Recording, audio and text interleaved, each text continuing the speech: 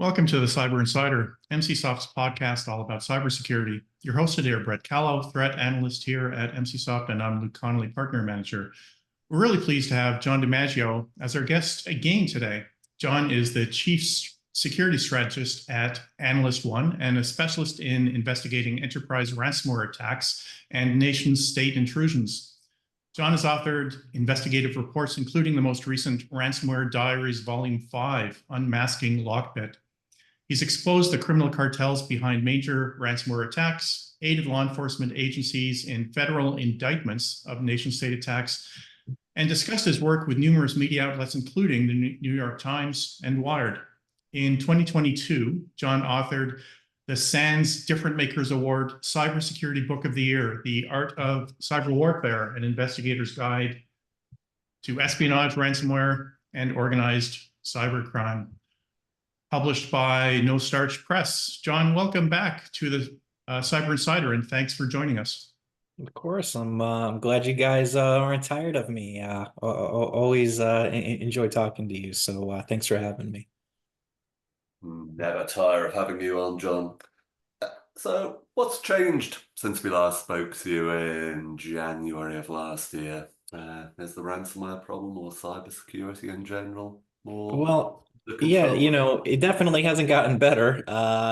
Things have changed, but I think that we're at a point in time where you could almost qualify it like you used to see, where there was like the Italian organized crime with the mafia, and then as time changed and you had more smaller street gangs sort of take over that environment, things got much more hectic, violent, and things progressed. And I don't mean violent necessarily with ransomware, but my point is that there are groups popping up everywhere now. You still have a handful of larger, more organized structures in that space, but you're seeing a lot of newcomers, and we're seeing a lot more turnover, meaning we're some of these organized ransomware groups are coming and going, rebranding more often than we saw before. So this year's been pretty interesting so far, as far as it's definitely kept me busy. But while I don't want to say, I wish I could say things are getting better. They're not getting better. They're just a little bit different. You've written a lot about LockBit specifically and its boss, LockBit Sup. Can you give us a bit of history of this person and his criminal gang and some of their more infamous activities? Yeah, so LockBit started in 2019. They learned quickly that a brand name makes a difference, and they started out being called the ABCD ransomware gang, that doesn't exactly strike fear in your victims. So they chose the name LockBit, and they used that as a extension that would be appended to files that they encrypted, and they updated their notes to use that name. And in 2020, they became a traditional ransomware as a service model, which essentially means it allows you to conduct a much higher volume of attacks. It's where you provide a service as the service provider, the infrastructure, the ransomware payload, the negotiation panel, the admin panel, and other attack resources. And your affiliate is the hacker who does the dirty work, use those resources to breach, encrypt, steal data, and extort a victim. And then the two criminal parties, the service provider and the affiliate hacker, they share the profit that is made from those extortion attempts. Moving past that, LockBit has been known for a number of high PR worthy attacks that make the news. They were behind, there was a big one a year or two ago with Entrust. They have targeted large defense contractors like Boeing. There was I always screw up the acronym, so I'm just not going to try. The China-based bank that had a presence here in the U.S. They took that one of their U.S. branches down, and affected a lot of money and issues at a government level, which really surprised me. They also hit one of SpaceX's contractors leveraged that to take engineering diagrams and IP that belongs to SpaceX. They tried to extort SpaceX from that. There was a lot of direct trolling from the leader of LockBit towards Elon Musk. That, of course, got a lot of attention. There was the Entrust incidents. Entrust is a cybersecurity vendor. LockBit hit them. They did one of the greatest things ever, though they don't take credit for it. They DDoSed LockBit and flooded him with messages saying some vulgar things about LockBit. That was one of the greatest things I've ever seen a victim do. Royal Mail, that was another massive one where LockBit didn't take credit for it at first, and then did after the fact, which just kind of goes to show what he says is true, that he doesn't track attacks because he has the news do that for him. And now that he has a leaked builder out there, meaning a developer leaked their ransomware builder, the guy doesn't even know half the time, even though his ransomware is used, if his organization's behind it or not. So there's been a lot of interesting events. There's always drama with LockBit. On top of all these high profile events, which is one of the reasons that they've kept my attention, in addition to the relationship that I've built with the leader of the group over the past couple of years. What do you actually know about the structure of the group? Is it all mainly the leader, or are there other high-ranking members of that operation too? Yeah, so the answer to that is it has changed over time. I originally believe there were between 5 and 6 people at the top, two, at least 2, if not 3, that operated the account that is known as LockBit Sup. One of them being the leader of the group. Over time, and that makes sense because you got to think about it. They use that handle, and they use the Medium Tox, which is an encrypted communication application, to talk to everybody. They talk to all the criminals who work for them. They talk to media and journalists. They talk to me. That's how they communicate. So for that to be online and available 24/7, obviously there needs to be more than one person. I'd say over the past, 6 months or so, that has changed. It appears now to be one person behind that account. I still believe, there's other people, obviously, within the core group. You need a developer, you need someone to help with infrastructure, you need someone to help with organization. You can't do it all yourself. But I do think that original number has gone down for whatever reason. I do think that some of the key members have left, and which is now why you just have that sort of central entity controlling it, as where before there seemed to be a few people that were in the loop, though there's always been that one person that seems to be the overall lead. In February, law enforcement led by the National Crime Agency out of the UK disrupted LockBit's operation, and last month they actually doxed him and put a name to the persona. What impact do you think that will have on him? So that, I believe there's going to be a great impact. See, here's the thing. Everybody talks about the indictment as a dox, and that's exactly what it is. It does. It outs the person that it is. But that was more of a vehicle to allow them to apply sanctions, and that's where the real impact will come in. An indictment identifies, sanctions restrict. So with sanctions, at least in the US, victims will not be able to pay anyone affiliated with LockBit unless the government makes an exception. And if they do, that now we're talking about, an actual crime taking place. And you get into a lot of the back and forth that we really want to penalize victims. But it is what it is. Sanctions are applied. I think it's a good thing. I believe that's going to drastically affect LockBit, because if you're a criminal affiliate, who hacks and uses resources, and you sign up with a group, a ransomware gang that no one in the United States is allowed to pay, and you have to work twice as hard to squeeze out every penny you can out of it, but you could go across the street and either do some other sort of crime or work for another ransomware group, you're probably going to do that. So as much as we see LockBit, touting that he's not going anywhere and everything else, he's going to become insignificant just because people won't be able to pay. And without the money, the crime and the people and the volume are going to go with it. When you were last on in January 23, you said that a lot of cyber criminals don't like or trust LockBit's up, who, as Brett said, has been outed as Dmitry Koroshev. Since their operation's been shut down and popped up again in the past, has anything really changed? I mean, is he still out of reach of law enforcement despite the fact that there's been an indictment against him? Yes, so that's a good question. So when all of this was going on with the indictment, I didn't know if I had the right guy, but I had been looking at Dimitri as well, and I always do deconfliction before I publish.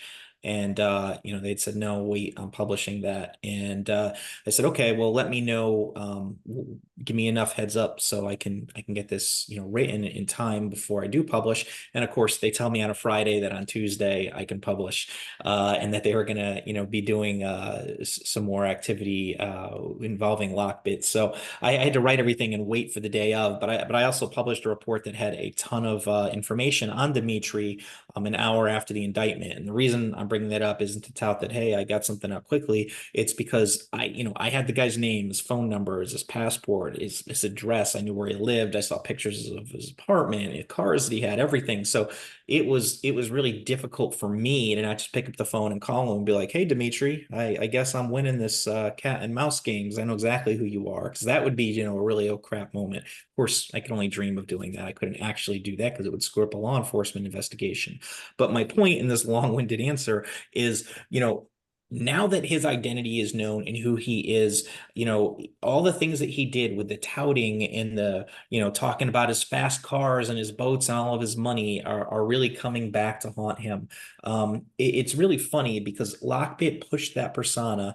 He thinks he's Tony Montana from Scarface. I use that analogy with him all the time because I feel like he saw that movie and decided that's who he needed to be online with this persona.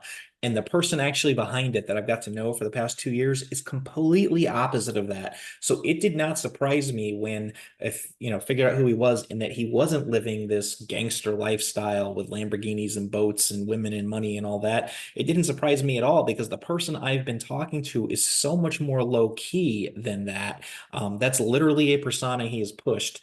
But in doing so, he has really screwed himself because no one wants to hear how you're super successful and you've got all this money and you're laughing at other people. It's created a lot of enemies for him. And now that he is known, that in turn has caused a lot of problems for Dimitri.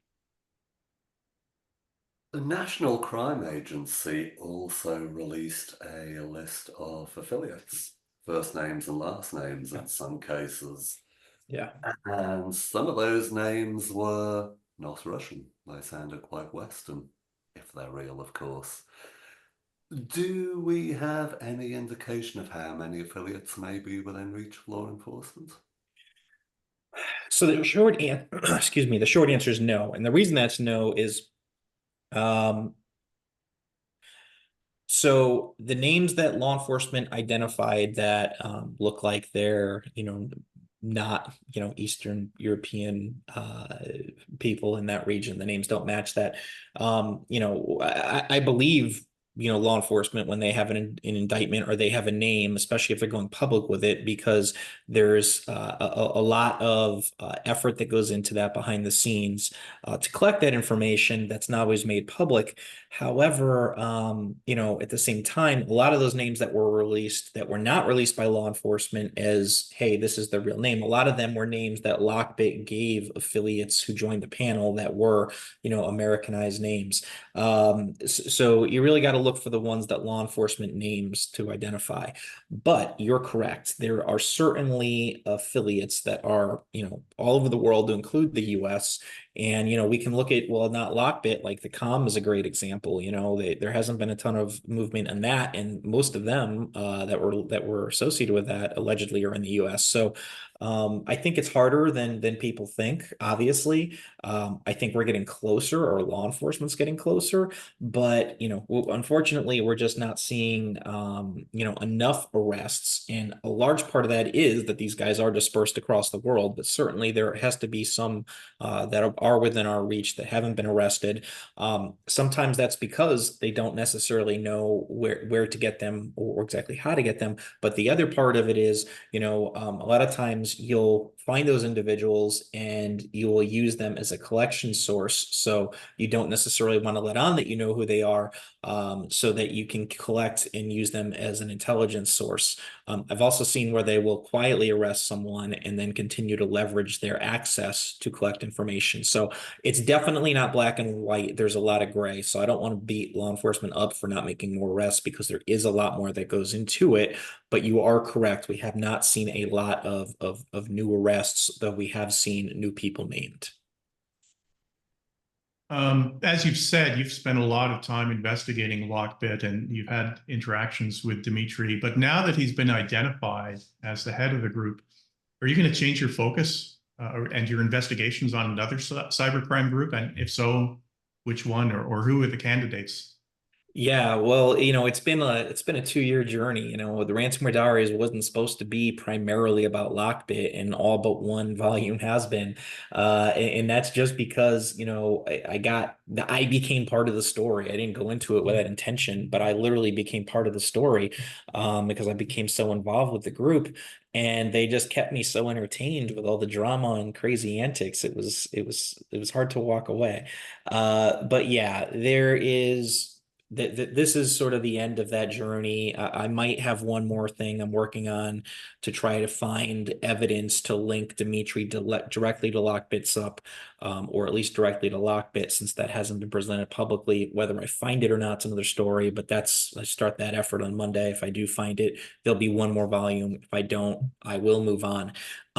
I have not decided who or what group I'm going to focus my attention on next. And part of the reason for that is I've been working so much on this for the past 2 years. I really want to just take the summer and just have a regular 8-hour-a-day job without all the crazy stress of talking to bad guys and real world events, and just enjoy myself and not get burnt out, which is a real thing in this work. So in short, I don't know who's next, but I definitely will be continuing, and there will be a next operation and a next set of research. I just don't know who that's going to be yet. And just to follow up on that, just to remind our listeners, when we last spoke in January 23, LockBit Sup had actually started using your image for their online profile in some of the dark web forums. They did. That's one of the things I did when I released the Ransomware Diaries 5 is I took Dimitri's real picture and I put his face on that profile. I figured, that's fair play since he did it to me. We seem to be seeing more psyops or trolling, to put it more simply, from law enforcement recently. What do you think's driving that? What do you think they're hoping to achieve?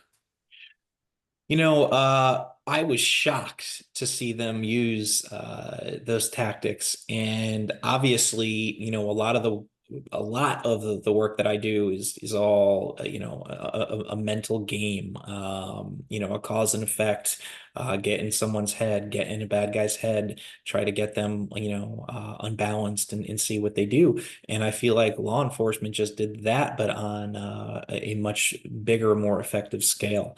I'm very happy to see law enforcement, taking those tactics.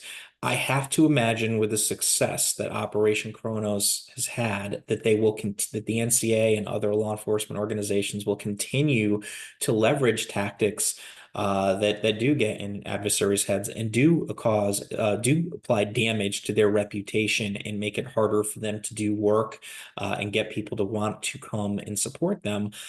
Because at the end of the day, just doing a takedown or just doing an indictment, as we've seen in the past, is better than nothing, but it really didn't have a long-term effect, as where applying a longer range planned psychological operation to tarnish that reputation and that brand is effective. And then even when they stand up new infrastructure 5 days later, it doesn't really matter if you don't have this criminal community supporting you, and you don't have the heavy hitters working for you, and you just have a little bit of distrust where adversaries don't feel safe necessarily using your infrastructure and your panel because you couldn't keep their anonymity. It's very funny because they begin to feel like victims of ransomware attacks feel when their data and information is taken, except in in this case, it's law enforcement who took it, and it's the criminal who now plays the role of the victim. So I think it's brilliant, and I hope we see more of it. LockBit does seem to have bounced back a little bit from the disruption. How much do you think they've managed to recover? Well, any other group would have rebranded, but LockBit, it has always been doubled down that they're not going anywhere, and that is their brand, and they've worked too hard over the past 4 years to build it, and they don't want to walk away from it. And I get that. And if this second phase of the takedown that took place in early May had not happened, I think we continue to see LockBit coming back. And while we had the first takedown, and then he started posting like previous victims. He even posted a few that were not actual victims, and it was clearly his goal was public perception and to get the numbers up. I feel like that backfired because obviously there's researchers who quickly realized and figured out that that was what they were doing, and it just made them look foolish. Now, they are a popular brand, so there's always going to be people that want to work for them, and there have been new attacks. But that's different than the really skilled hackers or affiliates that he had before supporting him. Not to say that there's none, because he does have some, but he definitely slowed down, lost some of those employee partners, if you will, and it was affecting his business. With the second phase of the takedown, again, the sanctions are going to make it harder to get paid, and people just aren't going to want to work for him, whether he likes it or not. Talking about psyops again for a second, a lot of people are for it, but there's also been some criticism of it. For example, one person felt that trolling the people responsible for attacking hospitals and potentially actually killing people wasn't a strong enough response, and that law enforcement needs to be doing far more. What's your take on that? Well, it's easy to be, in that seat after the fact and talk about what someone should or shouldn't have done. I'd love to have a conversation and get input from that person on what they feel that they should do, because we can't walk into Russia and arrest anyone. There's no collaboration from a government or law enforcement level, and they are protected. So if you can't get your hands on the key players that are involved, you have to focus on the things that you can affect. And what we can affect are the money coming in, the trust and the brand of the attacker. And we can try and take down, the infrastructure, resources, and tools that they use. And that's exactly what law enforcement is doing. So in my opinion, and I feel pretty strongly about this, because I used to beat up law enforcement pretty hard on the way that they did things. And I am now, like a cheerleader over here for them because they have finally got it. So my point is, if you're going to criticize, I'd like to know how you would do it better, because we have a lot of roadblocks in the way, and everyone's always focused on things that can't be done, and that's what they're using to measure what they would qualify as a win. And I'm much more in the reality field, because I look at this stuff day in and day out, and we are in a bad situation, and there is no easy win. So we have to look at the areas that we can actually make a difference. And I think law enforcement did a great job at squeezing all the juice out of this rock. We're definitely seeing more and more disruptions from law enforcement. They do seem to be getting better and having more success than they did in the past. But the number of incidents don't seem to be reducing. Just how much of an impact do you think their work is actually having? Well, I don't know what the numbers are, but I'm pretty sure law enforcement significantly undermanned in this process. I don't think they have the people. This is probably off topic, but I don't think they have the budget or the support at, senior levels of our government administration. And I'm not into politics. I'm just, when you see massive cybersecurity budget cuts and then everybody complains that we're not doing enough, like, you don't have to be a rocket scientist to figure this out. We need more people and more resources to do more. So until that happens, you have to cherry pick the pockets of activity that you go after. And that's really what we're seeing today is they're trying to pick the, high value targets, the most damaging threats to the US and other ally countries. And that's who you have to go after. So until those numbers and those resources change, I don't have a good answer. And I also don't have a say in any of that. So like everybody else, I just have to sit back and have my own opinion. But I do think that we need to dedicate a lot more resources if we're going to even get a hope at actually, making a dent in this fight. If you did have a say in what government do, what would your answer be? Well, it wouldn't be popular, but I would do a straight up ransomware ban. There are companies that would go under and fold. There are people that would lose their jobs. It would be like ripping off a Band-Aid and, hemorrhaging out. It would be bad for a little while. But I think that is a better solution than it being almost as bad for a long, long, long time.